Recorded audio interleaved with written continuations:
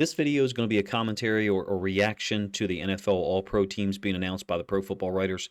Marlon Humphrey made the first team as a slot corner. Really confirms, I think, a lot of the things that we've seen throughout the year from his play. I'll go through some of that here in a moment.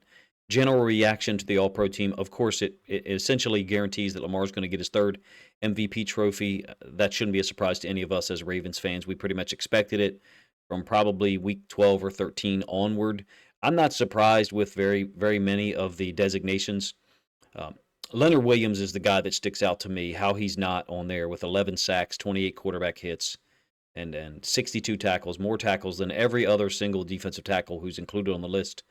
In some cases, two of them combined is really shocking to me. But for Marlon Humphrey, it really just made me smile because I'm not surprised, meaning during the season and now that the regular season is completed, that the accumulation of his work. But I'm not surprised, even dating back or looking back from before the year. I always believed in his ability and the force that he plays with when he's healthy. Looking back at some of the games the Ravens have played in the last 2 or 3 years, when he's not around, when he's not available, not dressed, is when we suffer defensively. Even dating back to 2022, the home loss, the blow up to the Miami Dolphins in the fourth quarter, Marlon Humphrey goes down, I believe, early, middle, third quarter, and from then on, we were a different defense. This season, 2024, he didn't play in Week 8 against the Browns, and lo and behold, we go on the road and we lose to a team that we don't think we should ever lose to.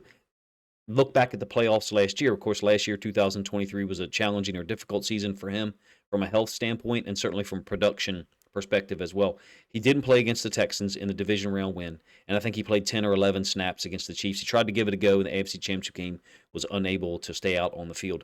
He's a guy who can play outside corner, nickel, slot DB, whatever you want to call it. He's I think probably 6 or 8 reps this year as dime linebacker. I would love to see his hit chart, and I don't mean tackles, passes, defense, interceptions, some type of way. I think I even put this out there 3 or 4 weeks ago. Like quarterback throws or wide receiver routes, you see those next gen stats, those graphics that illustrate the field in a kind of angular manner where you can see the yard lines and you can see the depth, not just the depth of the pass that's completed or the route that's run by the receiver, but you can also see the width of it, where it was run in terms of the width, the horizontal location on the field. I'd like to see that from Marlon Humphrey. My guess is he probably has one of the most widespread arrays, almost like a shotgun, birdshot, if you will, with forced fumbles, tackles, passes defensed, interceptions, all across the width and the depth of the field. Perhaps someone in the comment section can put it in better words or better description than I could. I think it's the second time I've covered it in one of my videos about him. He's just a great football player. Shout out to Stacy Van Diver in our Ravens Discord, a guy who comments on and interacts with a number of Ravens content creators. A guy who actually knows a little bit about Marlon Humphrey and the high school in the area that he comes from. He's always believed in Marlon Humphrey in our Discord, talking about him being an elite, high-level guy. Let's recap some of his season, if you will, with some film that shows while I talk about some of the things he's done. Look, week 2, the film's not necessarily going to line up with what I'm talking about. Week 2 against the Raiders, he had 10 tackles, 1 interception. In a game that we gave away, obviously looking back now, we would have liked to have gotten the win out of there. Week 3, 2 quarterback hits, maybe 1 quarterback hit, 2 passes defensed. I thought he almost had an interception in that win against the Cowboys on the road. Week 4 against the Bills, excellent coverage, especially in the slot. This is a third down against Khalif Shakir. Blowout win for the Ravens. Look, if we're fortunate enough to get to face them again in the division round, are we going to walk in there and beat that team by that much? No. I mean, they're playing at a really high level at this point. But if Marlon Humphrey's healthy, I believe anything's possible. He's just had a seismic impact so many times this year. I mean, starting here in week 5. This is against Jamar Chase. This is 3 minutes left in the game, a little bit more than 3 minutes, maybe 3:10, 3:12. We're trailing 38-35, I believe, at the time. And the Bengals are in control of the football late in the game in the fourth quarter. Opportunity to maybe get a field goal and go up 41-35, or perhaps get a touchdown and essentially salt the game away. We hadn't really been able to get stops against this team up to that point, obviously, and in fact, throughout 2024. But Marlon Humphrey made 2 game-changing plays against the Bengals that, if he doesn't make, we probably are not 2-0 against them this year. Week 6 against Washington, he added in 9 tackles in the 30-23 victory. And at this point, we had moved to 5-2 after that really difficult, challenging 0-2 start. Everything is available to you as a defensive coordinator when Marlon Humphrey's on the field. Meaning, if you want to put him at outside corner and play some man, go right ahead. We're comfortable with that. You saw the interception against Jamar Chase as kind of like some proof of it.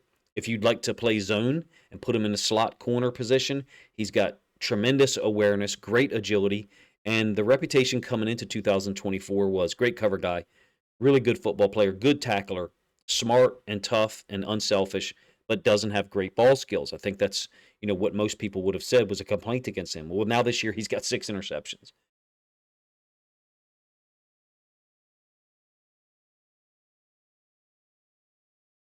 And perhaps two of the most important from 2024 was these second quarter picks against the Bucks. I mean, look, the winner winning the game 41-31.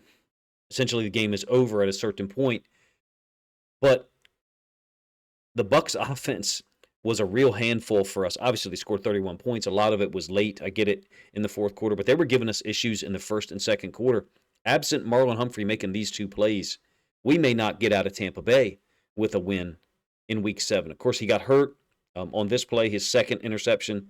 It's a cover 3 where he's a curl flat player, so 3rd and long. So he can get some more depth, and that's when I talk about awareness. When I say that everything is on the table for you. You can put him here, you can put him here, and in some cases, I'm not going to show any film of it, they've actually utilized him here some later as the season has developed, which is interesting. When we get more time this season or this offseason, maybe I'll spend some time examining that. He got hurt on that pick, didn't play in Week 8 against the Browns on the road, and like I said earlier, we go and we lose. He played well when he returned from injury. This was the strip against the Bengals that really changes the game. I think it's in the third quarter. He had 5 tackles in this game. Just shows up when we need him the most. And again, you referencing that hit chart that I talked about, you can put him anywhere and he's going to make plays. One thing, the only complaint I'll have about Marlon Humphrey is he's not a guy you can celebrate with. And I've seen guys like this before. We actually used to coach some of our kids on celebrating in a way that allows other people to celebrate with you. Marlon is one of those guys that will run right by you. I've only had it happen once to me as a coach whereby you're trying to congratulate someone and they're so in the moment, so excited about their play that they just run right past you and leave you hanging. This is his strip against Chase Brown. Showed it multiple times after that game and then here as well. Just he can do everything on the field when healthy. The issue, I think, for me was the only issue ever was healthy. And then, like I said, being a guy who appears to celebrate in a selfish manner. Week 11, he has this pick against Russell Wilson and the Steelers. Doesn't end up contributing to a win for us. We had a number of close games. That's what the NFL wants, right? I think it's a large number of NFL games, maybe 72, 74%, something like that. Maybe that number is a little bit too high, are determined by one score or less. That number sounds a little high as I verbalize it, but we were fortunate enough to get some close wins, 2 against the Bengals. This is the second time in 2 years that we've gone to Pittsburgh and lost a really close game. In this case, 18-16, we were able to avenge it in Week 16. In between that, he played really well against the Eagles. In Week 13, he's credited with half a sack here against Jalen Hurts. You'll get the end zone angle of this one. This is in the first quarter, at a point in time when, look, the Ravens' defense was absolutely playing shut down on that side of the ball. We had 4 stops to start the game against this Eagles offense. They didn't gain home field advantage in the NFC, but they very easily could have.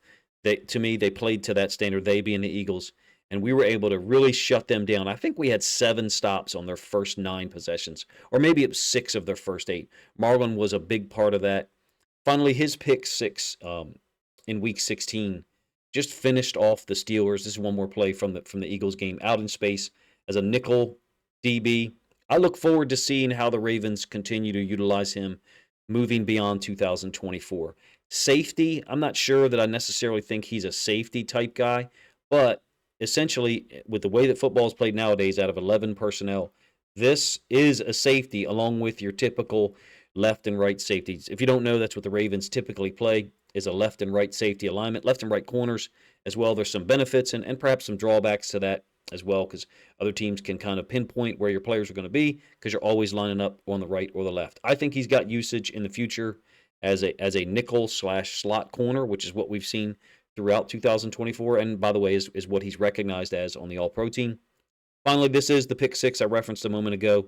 Finished off the Steelers. This is his 6th interception of the year, uh, along with 15 passes defensed. It's a career high in 6 interceptions, by the way. He's got 19 overall now.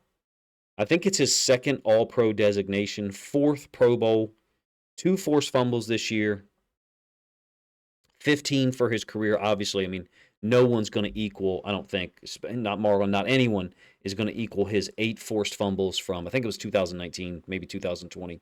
67 tackles this year, 5 TFLs to go along with the 6 interceptions and 15 passes defensed. I think he's the Defensive Player of the Year candidate, one of the top 2 or 3 guys in the league. If they did a Heisman Trophy presentation for Defensive Player of the Year award, I think he's in that situation. I think he's one of the 3 guys sitting down with a suit on. Well, who knows what Marlon would show up in, because he's just a different kind of cat off the field. But I think he's one of the 3 guys that's in consideration for it. You're welcome to let me know if you think that that's overstating his impact. I think that there needs to be a little bit of a clarity brought to how Marlon Humphrey is evaluated. I'm comfortable if someone before 2024 wants to say his performance did not live up to his salary, because he is getting a ton of money from the Baltimore Ravens, no doubt. And 2023 was not a banner year for him. 2022 was pretty damn good. 2021 was not. It almost kind of alternates. It's like he doesn't like odd years. This one, 2024, I think you got to recognize that he's one of the top 4 or 5 best defensive players in the league for this season, and then his statistical contribution adds up to, if you ask me, one of the strongest Defensive Player of the Year candidates that we've had in Baltimore in a long time, and that exists in the NFL in 2024. That's my opinion. You're welcome to let me know if you agree with that or not. Certainly does deserve recognition for being on the All-Pro team. Is one of the moments, as soon as that team came out, that's the first thing I did. I scrolled down past the offense. I don't know about you. I pretty much felt like it was a foregone conclusion. Lamar was going to be the first-team quarterback, and Derrick Henry would probably not overtake Saquon Barkley as the first-team running back. But to get a second-team designation for him, and I think a second-team designation for Kyle Hamilton, is pretty amazing if you ask me. It's been a wonderful season so far. We'll have a preview out on the Steelers-Ravens matchup early Saturday morning. It'll be quite lengthy. If you're interested in that, please let me know in the comments section. Finally, if you think other Ravens fans would enjoy this video, which is albeit mostly commentary about Marlon Humphrey's borderline historic 2024 season, then please consider grabbing a link to this video, sharing it out on social media to help this content get more reach.